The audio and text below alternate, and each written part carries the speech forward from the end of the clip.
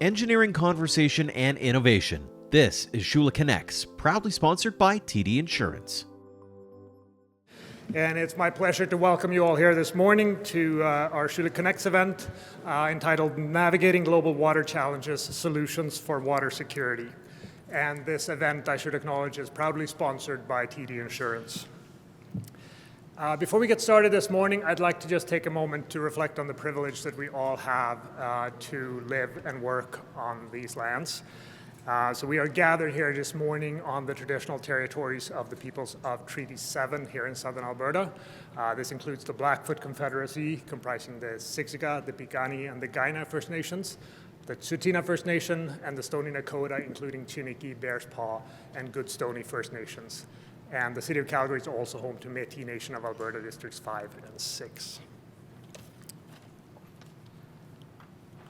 So as cities across the globe grapple with water infrastructure, climate change continues to amplify the pressure on our finite freshwater resources. Failing pipelines, water contamination, and rising scarcity it's no longer future threats. Those are here today. And this morning you will hear from experts in hydrography, in water management, and environmental advocacy. And our panel will share their insights into protecting freshwater ecosystems and reimagining the infrastructure that underpins our daily lives. Before I pass it over to our speakers, just some quick logistics. So there will be a question and answer session towards the end of this. So I'm going to ask that you hold your questions until then, and then we'll have somebody with a microphone walk around and come to you if you want to ask a question. So I'd now like to introduce you to Dr. Kerry Black, today's moderator. Dr. Black is an assistant professor here at the Schulich School of Engineering. She is a member of the Department of Civil Engineering and also holds the Canada Research Chair in Integrated Knowledge, Engineering, and Sustainable Communities. Dr. Black received her PhD from the University of Guelph with a research focus on sustainable water and wastewater management in Indigenous communities. And Dr. Black aims to engage in a cross-disciplinary research platform incorporating technical, civil, and environmental engineering principles and research with policy and socioeconomic components. Her cross-disciplinary research has been featured in both engineering and social science journals. So without further ado, I'd like to pass it over to Kerry, who will introduce us to the rest of today's panel. Kerry, over to you. Thank you, Anders. Good morning, everyone. I've already spilled my coffee, so that's a sign of a really good panel to begin. And as you can see, we're all gathered here today to ensure that you know that we can count to 5. So I'm not sure if you caught that, but each of us counted to 5 a few minutes ago. I think we did a good job, so I think that's the start of an excellent panel. It's a pleasure to moderate here today. I did promise Anders I wouldn't tell too many terrible jokes, but I'm already in and I've already broke that promise, so we're just going to keep going down that path. I do a lot of research in the realm of water, and I have been lucky to cross paths with some of the individuals seated to my left and your right. I'm not going to bore you with details about me and who I am, because really we're here to listen to what these 3 awesome panelists have to share today. We're going to go through some questions, and then we're going to have an opportunity for Q&A. So think about some really tough questions so I can ensure that they have to answer it and not me. I want to start first on my far left. I want to introduce you to Sula Chronopoulos. Sula is an accomplished entrepreneur and professional who serves as the president of Aqua Action, a nonprofit organization dedicated to restoring freshwater health in North America. She's also a member of the Forum for Leadership on Water, or FLOW, and has implemented over 10,000 water tech solutions in the municipal sector across North America. Recognizing her outstanding contributions, Sula was among Canada's Canada's top 100 female entrepreneurs by Profit Magazine in 2012. Welcome, Sula. Thank you very much. Thank you, Kerry. Sula, can you tell us a little bit about what got you into the realm of water? So thank you very much, Kerry. I appreciate being here and appreciate meeting you all this morning. I'm a neuroscientist by training, and I spent a lot of time in the United States doing e-learning for medical hospitals and pharmaceutical companies. And a couple years ago, I was approached to enter water, and I was told, well, why don't you come into the water sector and take your entrepreneurial skills and let's see if we can do something with technology. And I thought, why the heck would I come into water? There's nothing wrong with water. We live in a water-rich nation. And until I looked at the actual seriousness of it, I didn't realize as a Canadian that we actually had a water problem. And the minute I understood that issue, I said, I have to jump in here. And what we do at Aqua Action right now is that I have the privilege of working with youth. And by youth, I mean students aged 18 to 30, or young at heart. And most of them are engineering students, most of them are science students, and they come from multiple disciplines across Canada and the United States. And we help solve regional water challenges, the biggest challenges you can imagine. And so that gets me out of bed every day, because I know every single day we're fighting to do something for the future. And I believe that humanity is at its best when we are up against a wall. And we are up against a wall right now. And what I'm finding is that the students are coming in with solutions that are just phenomenal, from artificial intelligence to quantum to physical solutions that are actually solving problems across North America. So I'll stop there, and thank you very much, Carrie. I hope that's good enough for this particular section. That's perfect, Zula. And this is a friendly space. We do welcome non-engineers in this room. I'm not sure if you were aware, but we'll, for those of you in the room who aren't engineers, this is a safe space. It's okay if you're not an engineer. You can, raise your hand now if you want. We'll look at you. Okay, our next speaker, Dr. Geneviève McCormack. Geneviève is a retired public servant with 35 years of experience in science and technology with the federal government. Throughout this period, Geneviève exercised oversight on a wide range of programs associated with water, including water quality, groundwater, water levels and flows, tides and currents, and charting. She also co-chaired the International Lake Ontario St. Lawrence River Board of Control, which oversees the outflows of Lake Ontario into the St. Lawrence Seaway. Welcome, Geneviève. Good morning, and I do want to thank the organizers for bringing us together, non-engineers. I'm a microbiologist, as you mentioned. That's two. And did my graduate work on removing, treating pollutants from effluents. And so that's how I got started in water, and then spent the rest of my career touching on water on various programs. I am a bit of a water nerd. I drag my family to water control structures when we go on vacation. I think I really became passionate about that part of water when I worked with the Board of Control, the International Board of Control. I think as Canadians, we take water for granted, as Sula mentioned. And one of my passions has been to take science, to take technology, to take information, and link it into policy so that government can make better decisions, government can take action. And I've especially towards the end of my career really enjoyed connecting people, connecting ideas so that we can come forward with solutions and better services for Canadians. Thanks, Geneviève. Obviously, water is something that brings together people from a lot of diverse backgrounds and expertise, and that's what you're seeing showcased on our panel today. Immediately to my left, we have Dr. Corinne Schuster-Wallace. Dr. Schuster-Wallace is the Executive Director of the Global Institute for Water Security and a faculty member in the Department of Geography and Planning at the University of Saskatchewan. She's also a member of the UNESCO Chair in Mountain Water Sustainability that is hosted here at the University of Calgary. Her previous appointments included Senior Research Fellow for the UNU Institute for Water, Environment and Health and the Public Health Agency of Canada. Corinne founded the Women Plus Water community, which is having a series of panels and discussions today, locally and globally. It's a really exciting day, and is the inaugural chair of the Kansu Global Science, Innovation, Technology, and Education Initiative. In 2023, the Red Dot Foundation recognized her as a water shiro. Welcome, Corinne. Thank you very much, and I should say thank you to Carrie as a co-chair, UNESCO chair member as well, so I think you forgot to mention that little piece. And another non-engineer, but I have worked in engineering at the University of Guelph for a while I was working with the Public Health Agency. But I have a different pathway to water. I grew up on the coast of Wales, and so water was literally and figuratively in my blood.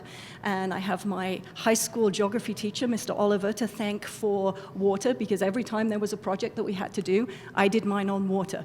And you aren't as old, or you have to be older in Britain to drive than you do in Canada. And so I dragged my parents to various farmers' fields and creeks, and the one farmer had given us permission but had forgotten, and so the bull was in the field. So my mum got up close and personal with the pool riffle sequence that you find in streams in South Wales. So really, I have gone with the flow, quite literally, in terms of the career that I've taken, my undergrad, and I knew as a woman that there weren't enough women in PhDs or with PhDs, so I wanted to do a PhD. I didn't realize at the time actually what a PhD entailed, and didn't have a topic for that PhD, but everything that I have done has been water related, and I've just been right time, right place, right people to be able to, I'm going to say it again because you're usually the one with the puns, but went with the flow, started in glaciology, hydrometeorology, came downstream to where the people are, because really it's people and water. And I think that's why, as you said, Carrie, we're here, we're not engineers, but we're all here because there are different perspectives on water, and we need to come together because of the imperative that Sula talked about. So it's a pleasure to be here. Thanks, Corin. That was about 7 water puns. There we And go. I think we can Did I beat you? I think we can get up to 50 by the end of the panel. I'm hoping. That's a challenge to you two. I did my part. And you can be younger to drive here. My 10-year-old told me just last week that you can be 14, and I aged about 20 years when I found that out. Move to Britain. Yeah, well, I'm going to have to move to Britain. Okay, we're going to jump into it. So we have a series of questions that we're open up to the panelists today, and just to get our brains thinking. And obviously, there's a lot of things that are front of mind for Calgarians. Just this past year, we heard a lot of things about water. Some of us didn't know that much about water. When we heard those things about water is what we figured out. Where does this water come from? Why is that pipe so important? Too soon, maybe? But right before that, we actually had a lot of discussion about an impending drought and what that would mean for Calgarians in southern Alberta. So the first question I have for our panelists is, what do you think the key considerations that decision makers need to prioritize when we're thinking about water security challenges? And we can think about that not just here in Canada or locally, but even more globally as well. So what do you think those considerations are that decision makers should be prioritizing? So that's a great question, Carrie. We do a lot of work here in Alberta, and obviously the biggest issue here is drought. And I'd say that what decision makers should consider is building those resilience plans. We work with cities across Canada and the US, but across Canada specifically, I'm finding that those cities that are succeeding are the ones that are thinking about resilience plans and also embracing new ideas. So there's this traditional mindset across Canada, especially municipalities who are on the ground level and who are dealing with the issues that we're facing. Those are the decision makers where it all begins. Those that are open to innovation are finding solutions. For example, irrigation here in Alberta is a big one. So those that are embracing things like technologies that reduce the amount of water that we have to use, which is a big issue, and increase the amount of crops that are grown are the ones that are really understanding that we can create a resilient future. So yes, we have an issue, but new ideas is what is going to bring us forward. So I'd say that decision makers have to be open to new ideas, have to try things, because the traditional thinking is not what's going to take us into the future. It's the new concepts and the new sustainable leaders that we're building that are thinking about that future a lot longer than we will be here. That are going to make that difference. So I think it's just embracing new ideas is the first and foremost thing that unleashes everything. I think what faces decision makers is who's going to use the water, because you've got competing interests for that water. You've got agriculture, you've got industry, you've got people, you've got to protect the environment. If you use too much of the water, that has huge impact on the ecosystem, and then you end up with forest fires and other issues. And so one of the issues that decision makers have is, how do you make those decisions? Like, what data are you going to use? What value are you going to associate with each of those stakeholders? And how do you do it in a transparent way so that it seems fair and equitable? And what we found with some of the water boards is you don't always have that data to be able to make that decision. Industry is very good at having data. But how do you give a value to what small individuals will associate with water? And I think as Canadians, we don't value water enough. And so one of the thinkings is maybe we should associate a cost to water. It doesn't mean that we have to pay for it, but we sure follow the cost of gas. Why couldn't we follow the cost of water and then maybe we would change our behaviors. You know, maybe we wouldn't wash our car that often or water our grass, or we'd change the grass to something else, or eat those avocados. Yeah. Geneviève, an avocado hater on the panel today. Corinne, anything to add to that? It's nice to go last. And now I'm downstream. There we go. We'll get to 50. It took a while, but they got it.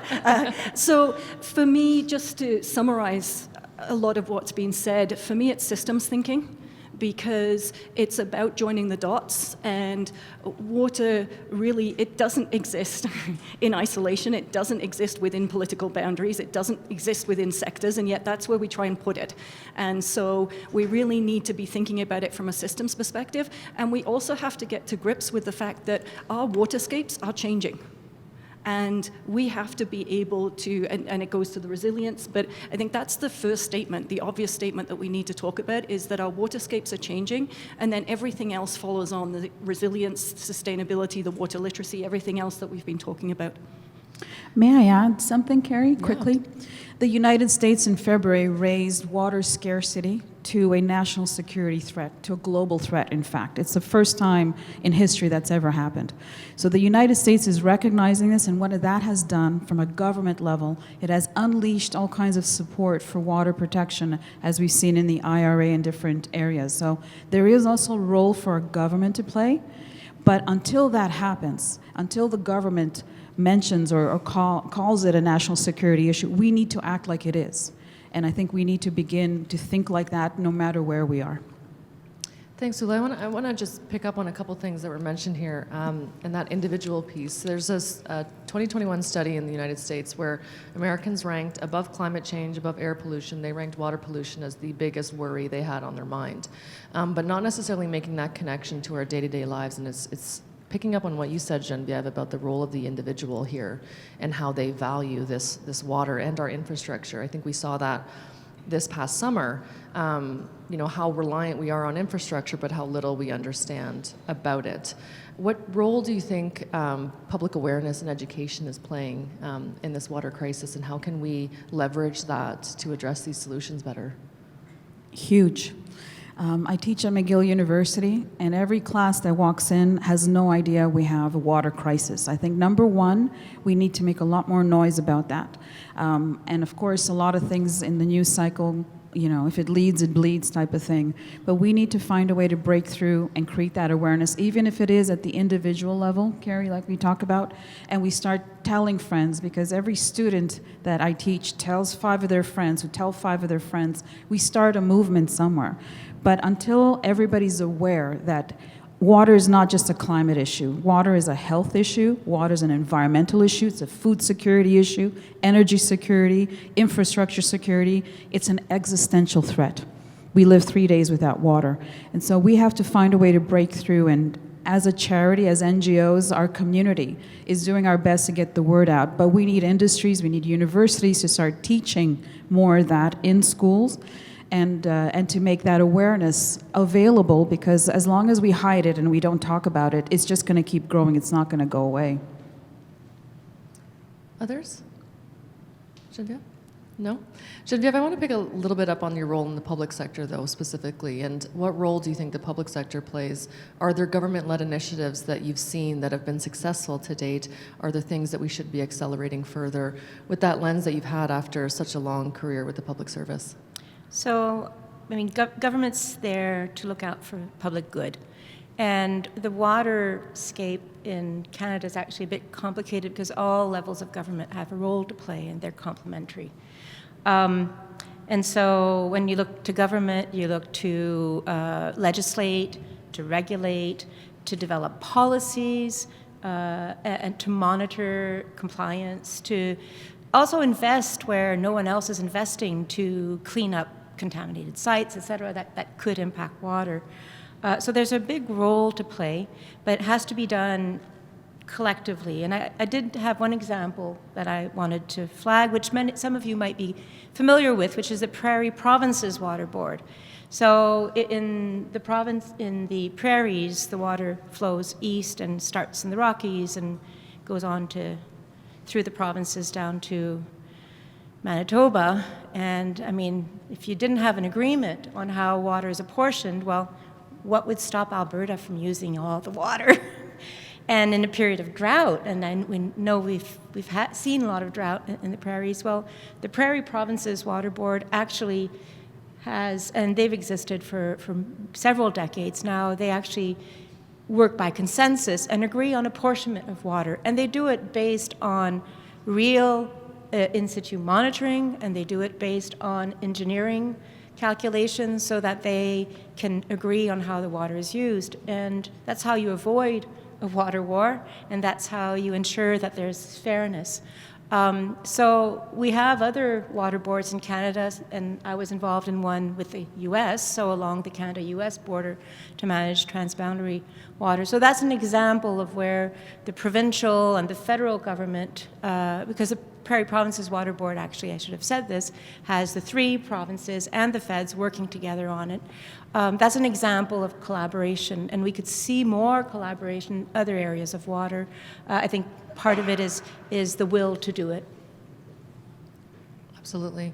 Corin, having had a lot of experience across many different sectors and now being, in an academic institution, what role do you think that plays in ensuring we can address these water challenges, whether it's the academic institutional research environment or those transdisciplinary connections, or even the role of diversifying panels like this to include not just those focused on technological innovations, but those that are working all around the boundaries of this water piece? What role does all of those pieces play?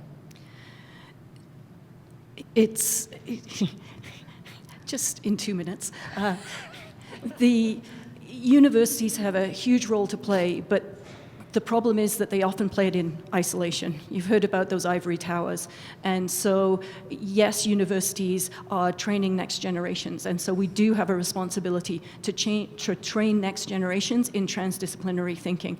Part of the ongoing conversation today is the role of universities in training people for diverse leadership, because that's the other piece that we need here. And diversity fosters innovation. It's not just about equity, diversity, and inclusion. It's not just a moral and ethical imperative. It's actually an innovative and financial benefit. And we've seen that in companies that have diverse leaderships. There have been studies by Harvard Business Review and others that have shown that if you have a diverse leadership team, then you're outperforming by 33% those in the lowest quartile. And so it makes good business sense. It also opens up for those innovative solution spaces. And if you're starting to talk about innovation and in solutions, then you're starting to talk about benefiting all people and not just certain individual groups. And so this is where the equity starts coming in. And you've heard equity and fairness across this panel today. And so we have a responsibility, not just in terms of the research and training that are done in universities, but to do that in collaboration with private sector, with not-for-profits, with government, and to do this in a co-created way, because there's no point in a university developing something that's great and that gets us multiple publications, but actually can't be used and implemented in the real world. And so walking in lockstep, and in the US they talk about research to operations, I talk about research to impact, but we really need to be in lockstep. And that particularly is around different knowledge systems. You've heard about the different values, the different uses that people have. We have different exposures to water as well. And we've heard about the imperative and the existential threat.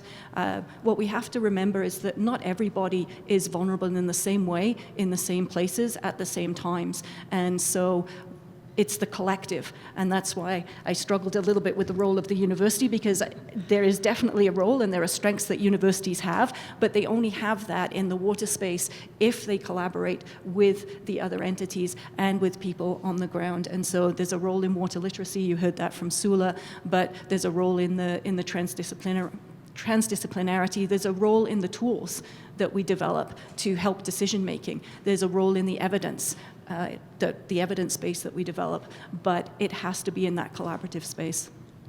So collaboration is key. I want you to think about some questions that you have for our panel, but before we do that, Schulich Connects often brings together some exciting conversations around innovation. And Sula, you have been involved in quite a lot of technological innovations, especially recently with your role with Aqua Action. I'm wondering if you can share with the audience a little bit about where you're seeing some advances and exciting opportunities, and how we can, better accelerate these technological innovations, kind of shortening that time period from, ideation to deployment. And it's a great question. Thank you, Carrie. I mean, there's so many people working in the sector that are coming up with great research. And as we heard from Corinne and our team here, we run a program called the Aqua Hacking Challenge. So it's in 15th iteration, and the next one actually in March will be here in the prairies. And the reason it's going to be here in the prairies is because of the water scarcity that we're seeing. And so what we get is students from all over North America, especially Canada, especially engineering students who come in. And some of the solutions that they come up with are incredible. So let me share some with you, because I think it's exciting for you to hear about this. We've got atmospheric water generation solutions that have come out of engineers. So what do? They milk clouds. They milk, atmospheric rivers, and they harness them and they turn them into water where water does not exist. So we see a lot of those solutions coming into play, especially in regions that have a lot of fire hazard or drought, like the prairies. Other things that we're seeing is nanotechnology in water treatment. So using nanotechnology, quantum, et cetera, to purify water, which is a new thing that has just come up in the last couple of years. Water reuse and recycling, it's not new, but how we do it is fun. So they're coming up with ways to this whole original toilet to tap idea, which was a very bad way to describe it. But bypassing, having the water go into the lake, purifying it and bringing it back. How do they do it in a way that's fun, and they flavor it, and they do all kinds of things to it that is making it interesting? Like an example is something called flirt drinks. You can look it up and you'll see. Atmospheric, you can look up something called permolution if you want to see an example of what that looks like. And finally, I think the one that I want to talk about is, of course, AI and quantum is being used. And as we heard from Corinne and Geneviève, for management of water, they're all thinking about this. So an example is a quantum-based solution by a company called Infinity Q. We're partnering with Living Lakes Canada, with Jasper and Parks Canada to figure out how to give quantum-based tools to operators in municipalities that take into account what the economy needs in a region. So they assess the economic needs and what's the minimum water they need to make sure they function in a case of emergency like fires or extreme drought, and allow the operators now to move that water where it's needed. Again, these are Canadian ingenuities. And I'll finish with one last one because I have to get this one in. I don't know if you know, but Manhattan does not purify its water. Manhattan has used nature. And so up in the Catskills, the water comes down from the rain, gets purified through all of the bush and the forests, and everything comes through, and it gets into Manhattan pristine. So harnessing ideas like that is also innovation and technology. And so thinking about the things that our Canadian innovators are coming up with, I'm very proud of that. But I think, going back to what I said earlier, we need to embrace these ideas. We need to allow them to test them. And a lot of the work that we do is getting municipalities, getting industries to come in and test these solutions, because once they test them, 99% of them propagate and become very successful. Thanks, Ula. I just wanted to come in there, Sula. I'm glad you mentioned Manhattan, because I completely agree for the need for innovation and to continue extending. I think there's great opportunity around quantum. But we also have traditional approaches, we have traditional technologies, and we can't forget those, and we need to think about the reapplication. For example, we're using anaerobic digestion in schools and health centers in East Africa to solve the sanitation problem, because what we're doing is you're generating wealth through energy and through the slurry that can be used as a fuel or a fertilizer, and then you're starting to look at nutrition and productivity and livelihoods. And so when we're talking about systems, these are some places where even non-innovative technologies that have been around and that are used on day-to-day basis in places like North America actually can become really innovative in rural, remote, and marginalized communities in low and middle income countries and low resource settings. Absolutely. Thank you. So it's that wonderful magic time where we look to the audience, and if you're anything like my third-year engineering classes, this is when we stare awkwardly at each other while no one says anything. While you're mulling about your questions, I dare you to try and forget the sentence "milking clouds" for the rest of the day.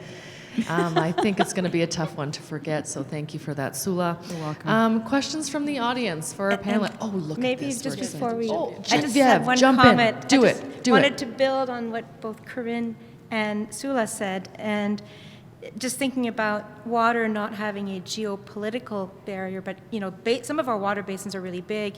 The need to have some systems thinking, and that's where government can come in. You see the big picture, you see the national picture, and then the application of the new technology.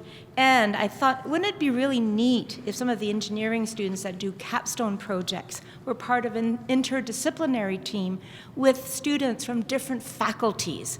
I know I've got 2 engineering students, and they haven't been able to do that, but you bring in a geography, and you bring in somebody from social sciences, and you give them one of these problems that is interdisciplinary. Anyway, it's just a thought. Tell them to join the Aqua Hacking Challenge. Nice plug, Sula. Okay, we had a question at this table right here. Hi, my name is Ann McNabb, and we are working with 6-kilometer long gravel mining along the Bow River west of Cochrane, and we are very concerned about the impact of aluminum and metals could go into the water table. We really need to change the policies of Alberta Environment and Alberta Energy Regulator to look at how do we change and create new policies that look at this and prevent problems in the future. Any comments from the panelists? How do I we can change answer the it from a policies? technology perspective, but I can tell you one of the things that we do look at as a circular economy solutions for these things. We try to bring organizations like Glencore to the table. We embrace them because they need to be part of the solution. So for example, in situations like that in a lot of the mines across Canada, we're trying to recuperate a lot of those minerals and reuse them. So we're working on solutions like that, but policy-wise, I agree with you. I don't think we're there yet, and we need to get there. But I'll turn to Corinne and Genevieve to see if they want to add something about that. So I'm going to say first that I'm not an expert in this specific area, but when we're looking at how policies are set, you've got the issue of what you can measure in the water. You also have the issue of how do you measure the impact on health. And very often, at least my understanding is that some of those health studies are done with men. They're not done on children. They're not necessarily done on women.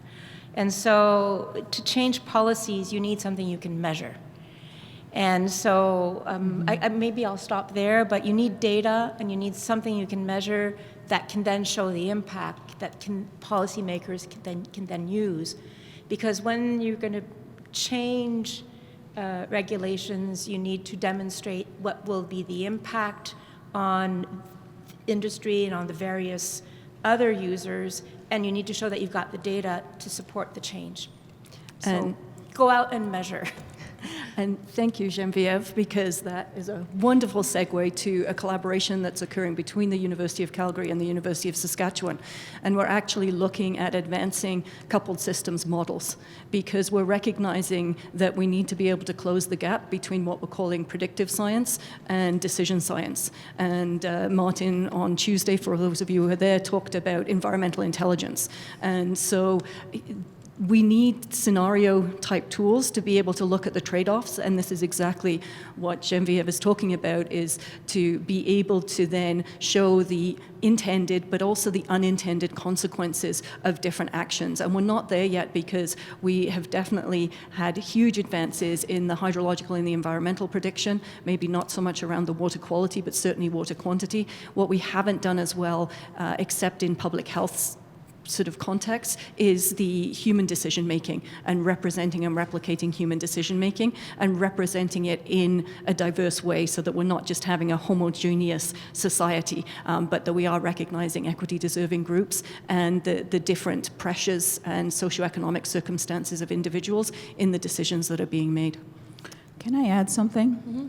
I'm debating whether I should say this, but I'm going to say this. This is a safe space, right, Carrie? Absolutely. As a registered lobbyist, because I have to be, because I do work and lobby federal government to change policies, I find that a well-placed article in the media shines spotlight on things like this and makes it more urgent. So it kind of goes up the pipeline of what's more important to deal with. So make noise. And maybe what I'll add as well is lawmakers and decision makers will use the precautionary principle. If you don't have all the information, if you can show that harm will happen, they'll take action. So that's another realm of policy making that's quite important. So it goes back to data. That's how the sausage is made. I still can't get the milking of clouds out of my mind. There was a question here in the front. We have time for, yeah, sure. Yeah, well, you're fighting over it. Oh, okay. Joe made the decision. You're up. All right. Thank you very much, and I agree with the data bias. There's two arms of that, right? There's the lack of observations that we have to make decisions just ubiquitously across the board, and then there's also the lack of measurement of the impacts on all groups of populations, and you've hit on both a little bit. My question is kind of twofold. How do we increase the data availability across the board, i.e., there's competing interests for budgets within a government. How do we get them to invest? So 2 weeks ago, we launched the Canada Water Agency, and we had a national data strategy meeting, and I know that some people here were part of that. There was a lot of discussion, and I think good discussion, that we want the Canada Water Agency to be the where we go to get data. So how do they harness all of the sources of data to provide us, the users of that data, access to it? Because there's many different issues. Industries have data that they will not share. We talked about how do we incentivize them to share that data.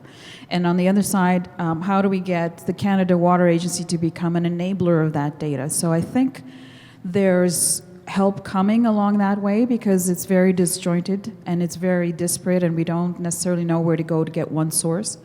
But I just wanted to share that the government is definitely looking at that right now. So I'm very passionate about data. And we have such a big country that, governments can't do it all, and industry doesn't always want to share, so there has to be an incentive to share. But then you have to be able to use the data. So you need standards that people are following. And I think I'm a strong believer in community-based data gathering. So when I was at the Canadian Hydrographic Service, one of the programs that we put in place, I guess 2 or 3 years ago, was community hydrography. If you've got instruments that are easy to use and you make it easy for that data to be uploaded somewhere that can be shared, why can't communities go out and collect their own data? And I know a few years ago, and actually Al Pietronero was involved in that, we had folks from the US come and talk to us about a network called COCORAS, which was gathering information about the atmosphere, and this was being done in your backyard. So we need more people to collect data, but it's got to be data that you understand the quality of, otherwise it's garbage. And you can accept low quality data as long as it's qualified. So you need to put in place the frameworks and the instruments and make it affordable. And with the Internet of Things, maybe there's things that we can do around that. Anyways, so lots to do there. There's an organization called Water Rangers. For anybody who hasn't heard about them, they were keynote speakers at the Canada Water Agency, and they're working with DataStream. So they have these little kits where it's community-based science, where communities can actually measure. So I'd urge everybody, if you're interested, because this is wonderful, Genevieve, but that's how, there are infrastructures that are starting to emerge that we can all use to start building these areas of common ground with data. And this is a space for innovation, because the more automated remote sensing opportunities that we have, then the more area, and Canada's vast, that we can actually be able to collect data. The other part of it is that there are different ways to collect data, and particularly now with AI, I know that in the East Coast, they've had just wooden blocks with a hole, and you put your phone up against the wooden block, and it makes sure that you're taking the photo in exactly the same place. And so anyone can take a photo, and they're using it with AI to look at the soil, coastal erosion. We're looking at it from a water quality perspective in some Dene First Nations up in the Northwest Territories. There are huge opportunities, and we need to rethink not just the ways that we collect data, but the types of data and what we can use. And again, that's where innovation is really providing opportunities for us. Thanks for that. We're nearing the end of our panel here, so I want to give our panelists just a quick... No, I know. Okay. All right. Is it a tough one, Angus? It's the toughest question of the day. Then we've run out of time. Well, then we have no time, Angus. All right, go ahead. Yeah, just real quick about, I'm not sure if any of the panel has heard this term before. It's first in time, first in right, as it pertains to water licenses. Do you have any opinions on that policy? I'm not sure if there's anybody here from Alberta Environment and Protected Areas, but I'd like to hear the panel's opinion on that. So you weren't lying. We're going right into FITFR at the end of the panel. This will be good. Okay. Panelists, anyone want to tackle first in time? So I'm actually not going to answer your question, but I do think that there are tough decisions that need to be made. Stop building in the floodplains, and as to build resilience as the climate changes, maybe there are certain crops that you no longer plant, even if you've been planting them for 80 years. Those are really tough decisions. And that's different from the first in time, first in right. It's more, what do we need now? And let's make those decisions. I can add something to that. Again, I'm probably not going to answer your question either, but I have something to share that I've seen emerging, which is the water credit market, similar to a carbon credit market, where we're starting to see, for example, these kinds of rights and licenses be traded. So, for example, for periods of time where you can trade them to ensure that everybody has access to the water, but it also preserves those initial rights. So I hope that's helpful. Probably not. I'm just going to say that I'm not going to go specific, obviously, but there are systemic challenges in the way that we've always done business that are going to either prevent us or are going to have to be navigated in the way that we need to do business under these changing water landscapes. Thank you. I actually think that was an excellent sort of wrap-up for your final comments there, even though we didn't directly answer the FITFR question, Angus. I'm sure you'll forgive us, and we can talk about it when there's not a microphone in front of us. With that, I want to thank, recognizing that we're getting closer to 9 and everyone's got places to get to, I want to, first off, thank our panelists for sharing their insights today with the group here. And I'm going to invite our host, Interim Dean Anders, back up to the stage here. Thank you, Carrie. And thank you, Carrie, Sula, Genevieve, and Corinne for this engaging and really timely panel. I'm sure we all took a lot out of the discussion this morning, from the puns to the milking of clouds and to a lot of the information that was shared with us. I know that I learned a lot this morning, and I hope you did too. Many thanks to all of you in the audience for, we know you're busy. Thank you for choosing to spend a couple hours of your morning with us here at the Schulich School of Engineering. And I hope the rest of your day is enjoyable, and I hope we'll see you at our next Schulich Connects, which will be on November 28th. Keep an eye on your inbox for the invites. Thank you very much. Have a good rest of your day.